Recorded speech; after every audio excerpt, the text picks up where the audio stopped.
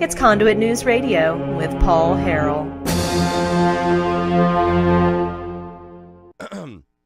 We're going to now kind of use our magnifying glass, and we're going to focus in on the citizens of Fort Smith. And there is a special election, as I understand it, that is coming up to vote for a tax increase in order to fund a museum. It belongs in a museum. Here to talk more about that, I want to introduce you to Fort Smith resident, Mr. Robbie Wilson joins us. Robbie, how are you, sir? I'm great. How are you? I'm doing good. I appreciate you coming on the program to talk about this.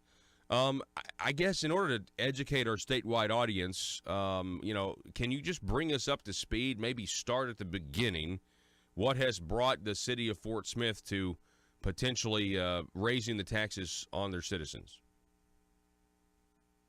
Well, from the beginning, this Marshall's Museum project was conceived as a private project that would be contributed to by wealthy benefactors all over the country, and has been touted as a great thing for the River Valley and sort of the centerpiece of downtown development, or redevelopment, I should say, in Fort Smith.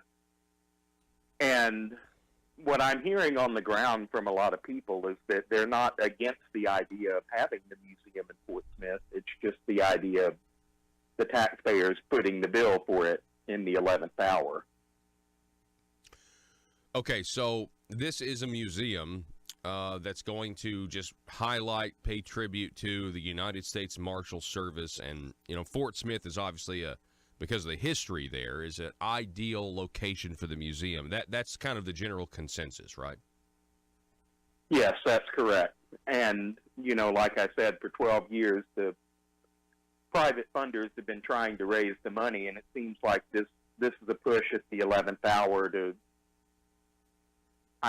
give this burden over to the taxpayers. And, from my perspective, I'm independent in my views. I kind of even lean to the left, unlike some of your viewers or your listeners. But what I can say is that people are united about this local issue, about how the rich shouldn't be asking people who are struggling under high utility bills, struggling with high water bills, just trying to live their lives to pay for this private special interest project. It just doesn't sit well with me, nor does it sit well with a lot of other people in Fort Smith. So what would the tax increase be? What are we talking here? Well, this would push Fort Smith's sales tax rate, when it's combined with the city, county, and state, up to 10.75%. We're inching towards 11%, which my gosh, is an oppressive sales tax rate, in my opinion. Mm-hmm. Once we break that 10% threshold, people will really feel it in their bank accounts, and it will kind of desensitize people, maybe traumatize people when they're trying to buy groceries, for example, or medicine. Yeah. We just can't set a bad precedent like this by funding private businesses that heavily with tax dollars. Okay. The city can't afford it. And this is a special election and coming up in March, correct? That's correct. And how they ended up getting the special election is they went to city board members, evidently, and convinced them that they didn't have to do but one reading of the city ordinance. And the only way, typically, that you can get an ordinance to raise the sales tax is through petitioning, to put it on the ballot. Mm-hmm. They didn't do any of those steps. It would have taken a lot of legwork on their part and some time, but instead they used their outsized power that they have because they're very wealthy, and they seem to have a lot of influence over the city board of directors. They were able to get them to vote to change their own rules so that they wouldn't have to read the ordinance. And there were other ordinances that they have to pass in order to make this work. Another thing is creating a public facilities board, which would essentially deprivatize the museum and set up a new board that would oversee the running of the museum after this passes, which hopefully it will not. Is this the same Fort Smith government that brought us the River Valley Sports Complex and Jake Files, convicted felons, former Senator Jake Files? One and the same, yes, Paul. That's the same Fort Smith. And that was some sort of public-private marriage in some way, right? Yes, I don't know all the details of what happened with that, all of the nuances that were going on behind the scenes, but I can tell you from just the perspective of an average person that it seemed like we had a few developers who were trying to get the city to form a partnership with them so that they could fund this project. It's a smaller scale project than what the Marshall's Museum was, but the mechanism is the same, and it's wrong. I just want people to know, like, out of all the text and stuff and context I get, and those of you who are listening on KFPW right now in Fort Smith, the Marshall, I get so many communications from people in Fort Smith. Just they talk about the corruption or alleged corruption in their own local government. I can't tell you how many people text in about that. I know that's not what we're talking about specifically, but I just wanted to say that to the listeners out there who are listening. I hear you. So this is interesting. I want to know. This was originally a private endeavor, and they're saying, listen, we're going to privately fund a museum to commemorate the United States Marshal Service. And now all of a sudden they're going to the taxpayers because they don't have the money to build. So what happens? I mean, who owns this? Is the city now going to own the museum? Is there still a private entity? Let's say the tax passes. Hopefully it won't. But is the city going to own the museum? Is there still a private entity that's going to be making money or profit off of the people that come and visit the museum? Well, it will not be owned by the museum if the Public Facilities Board owns it, to answer your question. They're trying to create the Public Facilities Board so it can own and oversee the museum, which would be leased from the Public Facilities Board. It's very convoluted, and I'll tell you, I think that I've figured out one of the reasons why they're doing this. And it has to do with municipal bonds. And they talked about this in an informational meeting they had on Wednesday. And they said that in the future, in order to cover some of the upkeep costs for the museums, they may have to ask for municipal bonds. And as we know, private companies wouldn't be able to ask the city to issue bonds. But a Public Facilities Board, on the other hand, could. So it seems to me like this is planning ahead so that in the future they can ask the taxpayers for more money for their private project. Robbie, you are exactly right. That is exactly what they're doing. And, we've talked about many times, we always talk about how bond issues are debt, and that is actually a way to, I think it's all about future tax increases. And this is kind of coincidental, because we have a tax increase in March that could potentially lead to more bond issues, and I think bond issues leverage your city government to where if there are tough economic times, they're going to go back to the people to raise taxes again so that they can service the debt. I mean, that's always the potential there, and so this is just fundamentally a growth in the size of Fort Smith's government and positioning it for more growth. Well, it's certainly going to lead to some inflation in the downtown area, and some people may wonder, well, why does he say inflation? Well, I'll tell you why. When you take an area that is older and the property values have gone down over time, and I'm an accountant by trade, so I know a little bit about this. When you have low property values, you can go in and spruce the place up, do some redevelopment, refurbishing of buildings, and that will cause property values to increase. And so I think that part of the overall plan is that they're going to use the museum and some other projects that we haven't even conceived of in the future in order to raise these property values so that the owners can flip their properties later for a lot more money.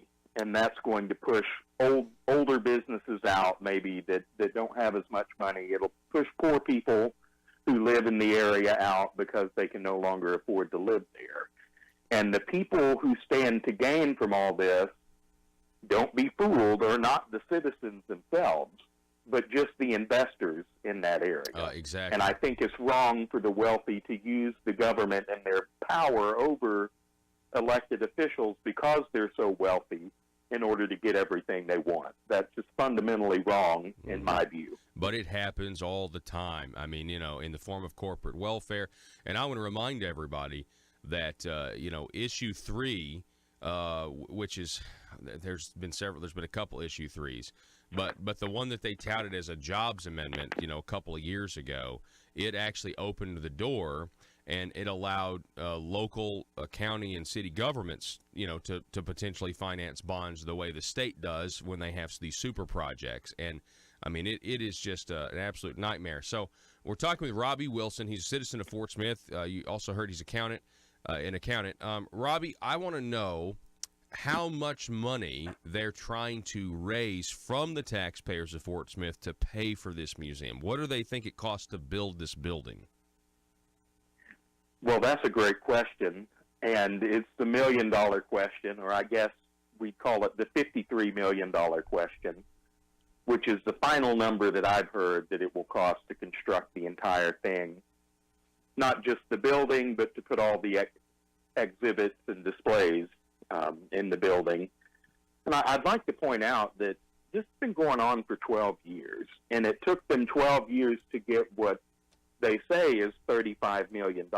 So they're not even after 12 years to the finish line. And they admit that the admissions and revenue projections that they have acquired from a company that they hired, which is another story, will only cover about 75% of their expenses, and that's using an inflated number of 125,000 visitors every year.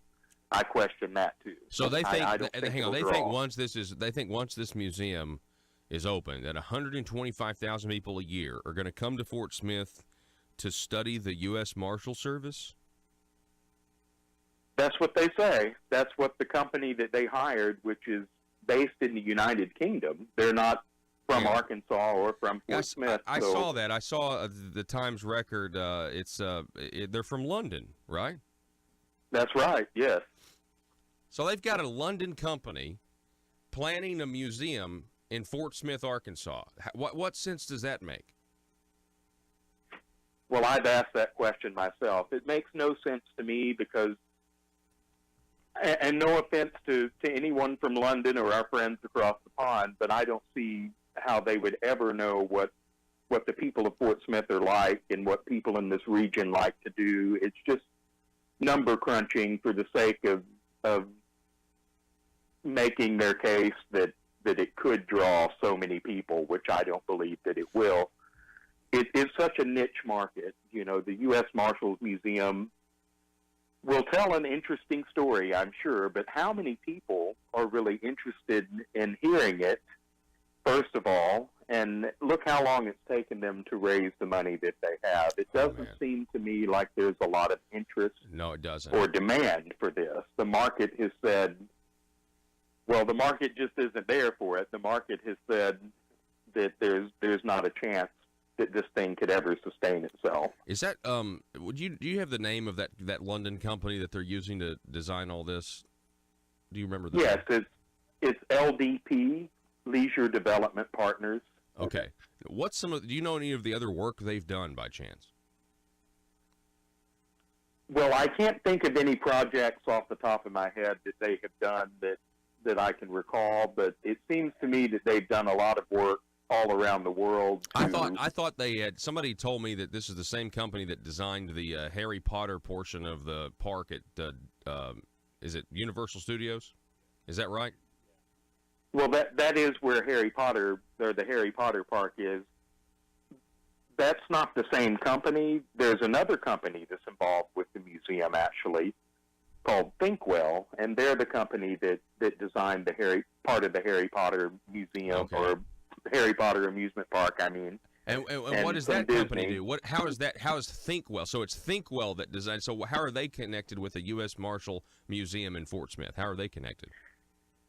Well, they've been hired, from what I understand, to come up with exhibits which are interactive to create an experience for people, kind of like you might get at Disney World or at the Harry Potter amusement park. Oh, so that's why they got to go to the taxpayers. I mean, this thing is getting ridiculous. It's very expensive. Yeah, very expensive. Okay, Robbie Wilson, we're running out of time here. Real quick, tell the people listening in Fort Smith, once again, when they need to go vote against this ridiculous tax increase.